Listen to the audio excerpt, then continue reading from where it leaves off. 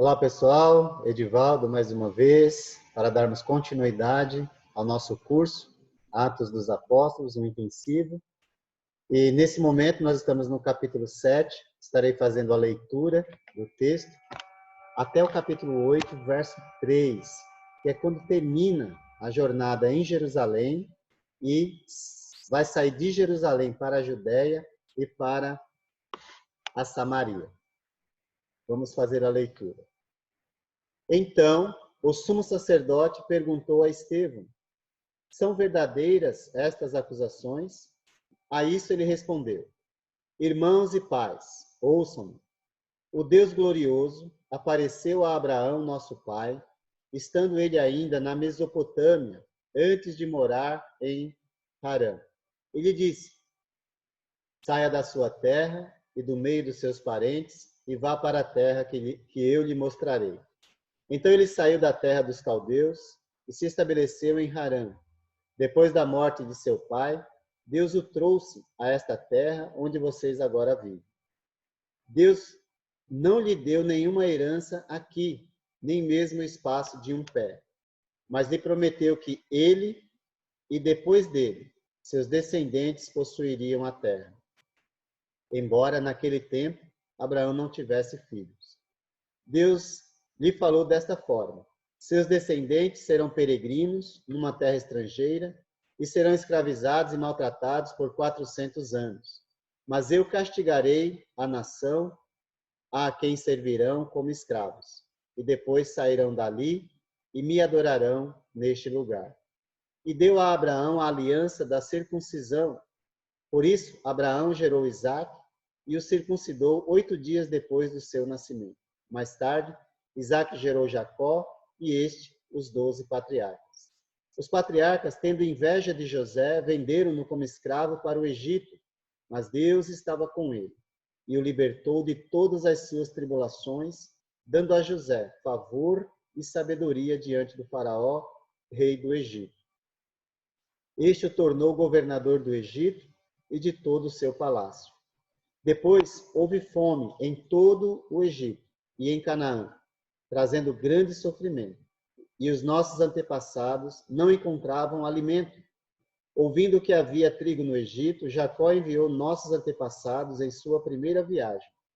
Na segunda viagem deles, José fez-se reconhecer por seus irmãos, e o faraó pôde conhecer a família de José. Depois disso, José mandou buscar seu pai Jacó e toda a sua família, que eram 75 pessoas. Então Jacó desceu ao Egito, onde faleceram ele e os nossos antepassados. Seus corpos foram levados de volta a Siquém e colocados no túmulo que Abraão havia comprado ali dos filhos de Ramon, por certa quantia. Ao se aproximar o tempo em que Deus cumpriria sua promessa a Abraão, aumentou muito o número de nosso povo no Egito. Então outro rei, que nada sabia a respeito de José, passou a governar o Egito.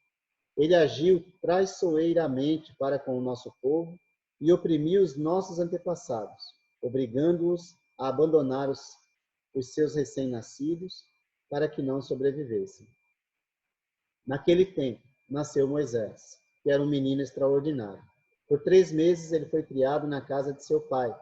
Quando foi abandonado, a filha do faraó o tomou e o criou como seu próprio filho.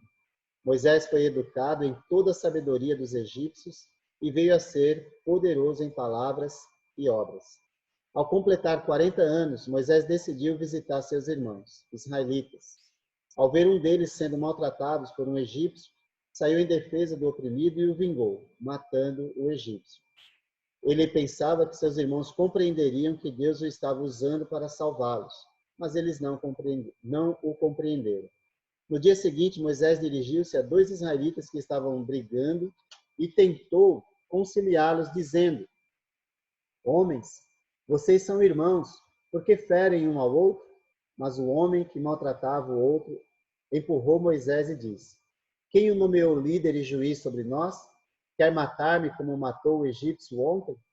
Ouvindo isso, Moisés fugiu para Midian, onde ficou morando como estrangeiro e teve 2 filhos.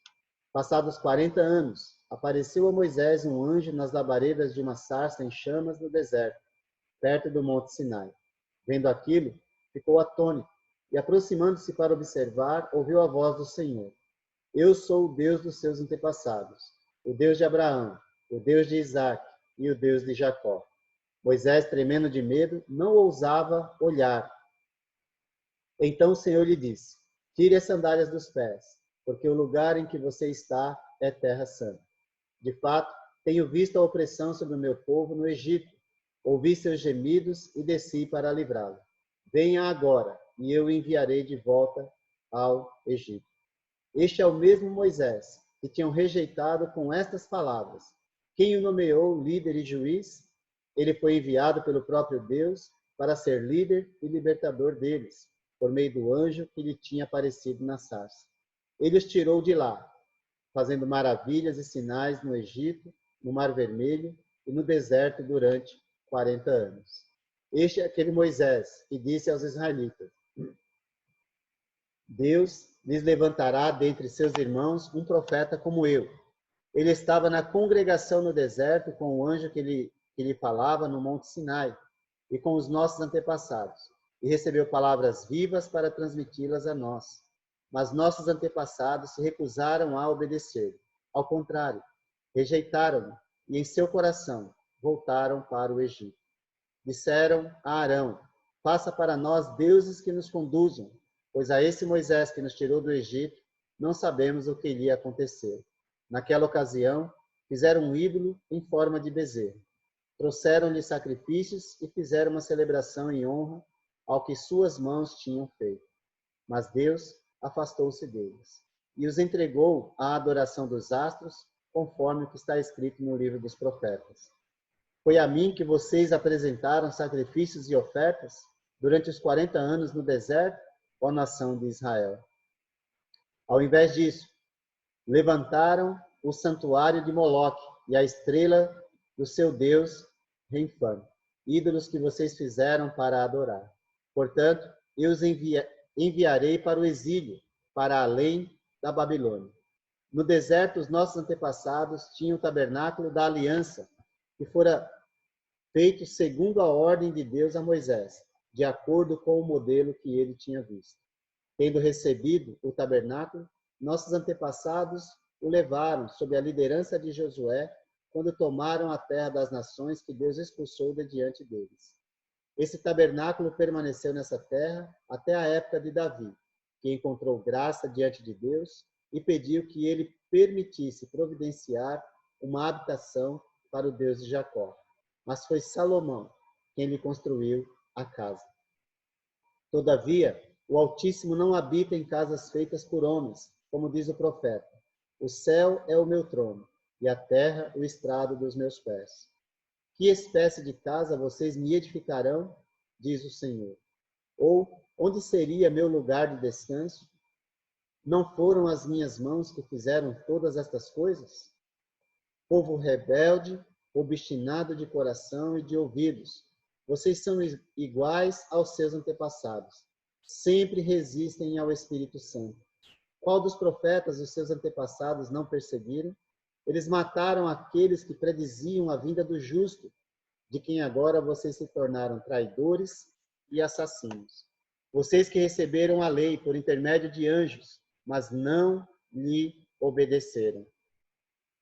Ouvindo isso, ficaram furiosos e rangeram os dentes contra ele. Mas Estevão, cheio do Espírito Santo, levantou os olhos para o céu e viu a glória de Deus, e Jesus em pé, à direita de Deus. E disse: vejo os céus abertos e o Filho do Homem em pé, à direita de Deus. Mas eles taparam os ouvidos e, dando-lhes fortes gritos, lançaram-se todos juntos contra ele. Arrastaram-no para fora da cidade e começaram a apedrejá-lo. As testemunhas deixaram seus mantos aos pés de um jovem chamado Saulo. Enquanto apedrejavam Estevão, este orava: Senhor Jesus, recebe o meu espírito. Então caiu de joelhos e bradou: Senhor, não os consideres culpados deste pecado. E tendo dito isso, adormeceu. E Saulo estava ali, consentindo na morte de Estevão. Naquela ocasião, desencadeou-se grande perseguição contra a igreja em Jerusalém. Todos, exceto os apóstolos, foram dispersos pelas regiões da Judéia e de Samaria. Alguns homens piedosos sepultaram Estevão e fizeram por ele grande lamentação. Saulo, por sua vez, devastava a igreja, indo de casa em casa, arrastava homens e mulheres e os lançavam na prisão. Leitura muito boa, não é? O capítulo 7 vai falar exatamente de Estevão como o primeiro mártir cristão. Estevão foi levado diante do Sinédrio e esses que estão reunidos são os mesmos que consentiram na crucificação de Jesus e que pouco antes tentaram também impedir que os apóstolos continuassem a falar em nome de Jesus.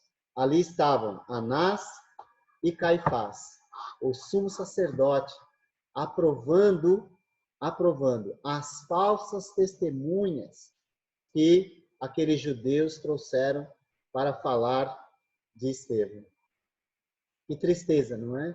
Pessoas religiosas que conhecem a palavra, mas decidiram voluntariamente viver contra a palavra.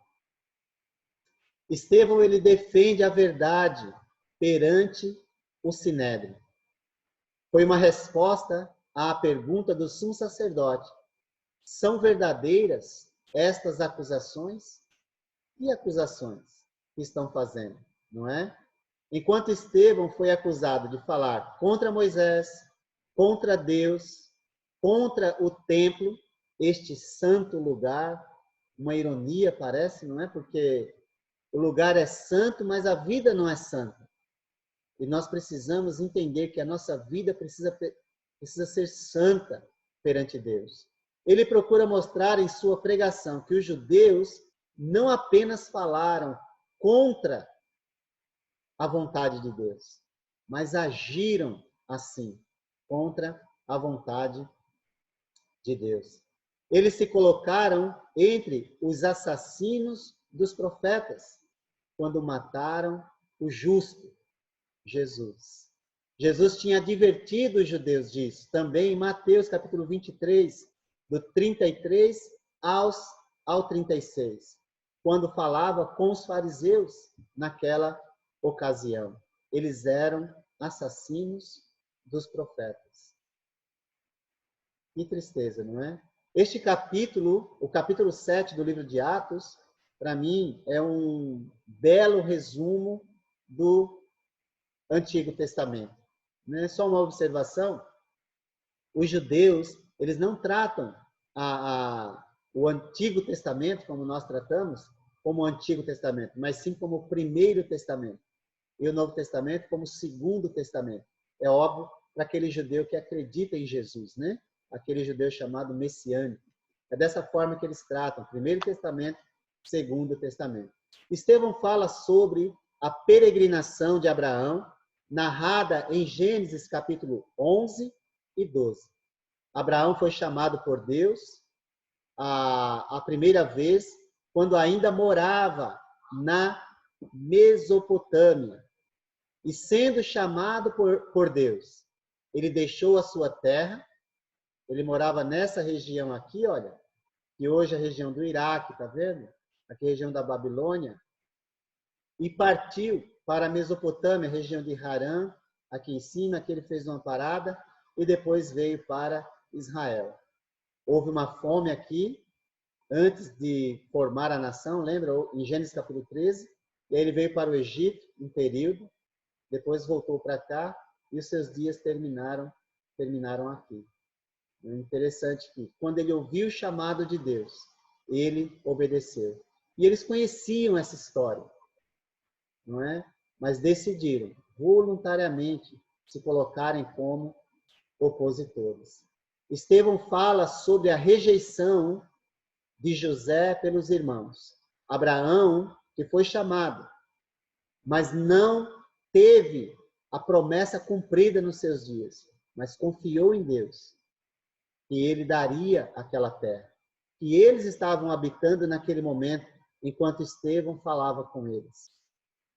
Ele falou que sobre a rejeição de José pelos irmãos, mas ele enfatiza que Deus estava com ele. É Deus quem controla a história. É Deus quem controla a vida do justo, daqueles que se colocam em suas mãos. José, filho de Jacó, era um dos 12 patriarcas que deu origem às 12 tribos de Israel. Ele foi rejeitado pelos seus irmãos, mas Deus o livrou, concedendo-lhe graça e sabedoria. E ele veio a se tornar o governador do Egito naquela ocasião. Assim, ele se tornou também um libertador e conservador de sua família no Egito. Não é? Depois que ele se revelou aos irmãos, e os irmãos se sentiram culpados, ele disse para não se culparem, porque fora Deus quem o levara para lá, para a preservação da vida. Que exemplo, que humildade, não é? Ao invés de retribuir o mal com o mal, ele retribuiu o mal que os irmãos fizeram a ele com o bem. Eles conheciam essa história, mas decidiram voluntariamente ir contra. Ele fala também a respeito de Moisés, que foi educado em toda a sabedoria dos egípcios e veio a ser poderoso em palavras e obras. É importante que Moisés, que é o grande libertador de Israel, fora lembrado e eles conheciam a história, mas decidiram ir totalmente contra aquilo. Vamos fazer um resumo dessa pregação, dessa mensagem de Estevão, tá bom? Para que a gente possa compreender ou ficar com a mensagem gravada em nosso coração. De acordo com as promessas a Abraão, Deus ele formou a família de Israel. História bem conhecida pelos judeus, não é? A família desceu ao Egito e foi escravizada. Aí ele diz por um período de 400 anos, que foram exatamente 430 anos, conforme Êxodo 12, verso 41. Lembra que ele está fazendo um resumo da história. Não está falando aqui de detalhes, não é? E é muito interessante a gente observar isso, tá bom? Por meio de Moisés, Deus providenciou a libertação da escravidão egípcia. Mesmo assim, Moisés foi rejeitado. Ele foi rejeitado, lembra? Quando tentou defender o judeu, o hebreu israelita naquela ocasião, né? Ainda não são chamados de judeus, mas ele defendeu matando um egípcio. No outro dia, viu 2 irmãos brigando, tentou intervir, e aí, quem constituiu você como juiz sobre nós? Está pensando em matar-me, como fez com o egípcio ontem? E fazia ali, ele tinha 40 anos, então ele fugiu para a terra de Midian. E lá permaneceu 40 anos.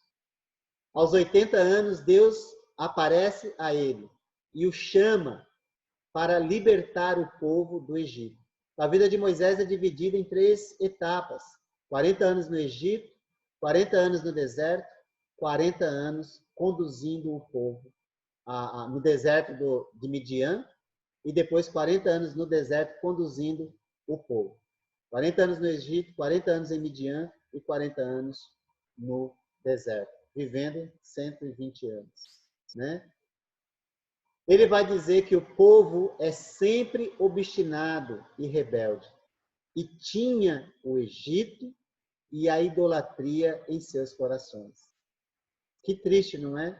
Depois de terem saído de forma poderosa, Deus ter tirado eles de lá com mão poderosa, feito diversos sinais, o povo murmurou, reclamou, e Estevão vai dizer, no coração, eles voltaram para o Egito.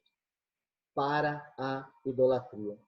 Tem muitas pessoas hoje que estão proclamando fé em Deus, fé em Jesus, mas no coração continuam presos à idolatria do próprio eu, continuam presos ao seu próprio pecado. São obstinados, teimosos, e mesmo quando instruídos, preferem continuar vivendo do mesmo modo. Não são diferentes dos judeus. Ele diz, eles honraram o que as suas mãos tinham feito. Fizeram o bezerro de ouro, lembra? Em Êxodo capítulo 32, um bom resumo essa história. Esta rebelião contra Deus continuou trazendo o exílio. Eles foram para o exílio babilônico. Deus, ele cuidou do povo, ele providenciou os profetas para alertar o povo, mas eles foram teimosos. E com isso, acabaram indo para o exílio. Ele vai dizer que Deus não habita em casa feitas por homens. E aqui um convite à reflexão. Lembra que Davi, eles tinham o tabernáculo, depois do tabernáculo, o templo. Davi tensionou fazer o templo, mas foi Salomão quem construiu. Davi teve o projeto e Salomão executou o projeto. Mas ele diz, Estevão, Deus não habita em casas feitas por mãos humanas. Aqui trazendo eles a reflexão sobre a importância de que Deus quer e ele precisa habitar no interior do coração. Hoje nós somos o tabernáculo de Deus. Nós somos o templo de Deus. Mas isso precisa ficar refletido em nossas ações. Nem no tabernáculo antigo dos nossos antepassados, nem no templo feito por Salomão. Então, rebeldes e obstinados. Eles foram para cima de Estevão, para matá-lo. Deveriam rever seus erros ao invés de resistir. Não queriam se humilhar, não queriam se dobrar, e por isso são chamados de incircuncisos de coração. Alguém que é incircunciso quer dizer, está fora da aliança. O circuncidado tem aliança com Deus, o incircunciso não tem, não é? Então eles estão fora da aliança com Deus, sem aliança com Deus, de coração e de ouvidos incircuncisos. Ou seja, eles cortaram a relação com Deus. Por meio das suas atitudes. Por inferência, não devem adorar num lugar, enquanto rejeitam o justo enviado por Deus. Que coisa! Ele trouxe à mente deles toda a história do povo. Mesmo assim, eles não quiseram ouvir. Ele vai dizer, não devem ser iguais aos seus antepassados e resistir ao Espírito Santo. Vocês se tornaram traidores e assassinos do justo, como seus antepassados perseguiram e mataram os profetas que predisseram a vinda dele. Você é parecido com quem? Quando você ouve uma palavra que mexe com você, que desafia você à mudança, como é que você reage? Com teimosia ou com gratidão a Deus por ter aberto os seus olhos, os seus ouvidos para a vontade dele? Não adianta a gente olhar para esse povo e criticá-los. Precisamos nos avaliar e ver se nós não temos sido rebeldes como eles foram. Uma reflexão para nós. Tá bom? O resultado imediato do discurso de Estevão, ele vai se tornar o primeiro mártir cristão a morrer pela sua fé. Mártir é uma palavra grega chamada martiria, é testemunho, aquele que morre pela fé, é o testemunho da fé. O martirel seria o que morre pela fé. tá bom? Só para você entender que mártir é aquele que morre pela fé. Estevão é o primeiro cristão a morrer pela sua fé. Posteriormente, Tiago também, um dos apóstolos, vai morrer também. O sinédrio e o povo ficaram enraivecidos com aquela mensagem. Estão contra a verdade e, consequentemente, contra Deus. Estevão teve uma visão da glória de Deus com Jesus em pé à direita de Deus. Essa é a única vez que nós vemos Jesus se levantar do trono. E aqui muito simbólico, muito significativo, porque ao ficar em pé, ele mostra o respeito pela sua testemunha. Olha que coisa. A confiança que ele tem na sua testemunha. E em pé é aquela atitude de receber com alegria aquele que morre pela fé. Que maravilha, não é? Perfeito isso. Ainda mais enraivecidos, zangados, arrastaram Estevão para fora da cidade e um participante era Saulo, que nós vamos falar bastante sobre ele, que cuidava dos mantos dos opositores e agora assassinos. Ao morrer, Estevão orou a Jesus. Senhor Jesus, não os considere culpados por este pecado. Não é? Recebe o meu espírito. Que maravilha. Que coisa mais linda a gente pode ver no exemplo desse irmão, no exemplo de Estevão. Na sua oração, enquanto apedrejavam, Estevão orava: Senhor Jesus, recebe o meu espírito. Senhor, não os consideres culpados deste pecado. Que coisa. Saulo estava ali, consentindo na morte de Estevão, mas possivelmente refletindo. Mais tarde ele vai lembrar desse momento em Atos capítulo 22. A morte é uma vitória para o discípulo de Cristo, com toda certeza. Nós precisamos levar. E isto é visto pela atitude de Estevão de não imputar este pecado aos seus oponentes, mas sim oferecer-lhes o perdão de Jesus. Essa é a fé demonstrada por aqueles que compreenderam que o cristianismo está acima da religião. Com toda certeza. A perseguição, nesse momento, se levanta e a igreja ela é dispersa. Até agora, todos ainda estão em Jerusalém. E Deus vai usar a perseguição para a expansão do seu reino. O plano de Deus está se cumprindo cada vez mais, quando foi anunciado em Atos capítulo 1, verso 8. Essa foi a primeira perseguição sofrida pela igreja, que agora contava com mais ou menos 2 anos de existência. Os apóstolos ficaram em Jerusalém, apesar da grande perseguição naquele momento. Os discípulos foram dispersos pelas regiões da Judéia e Samaria. Agora, todos os membros são perseguidos, e não apenas os apóstolos. Um dos líderes dessa perseguição era Saulo, devastando, arrastando e lançando na prisão homens e mulheres.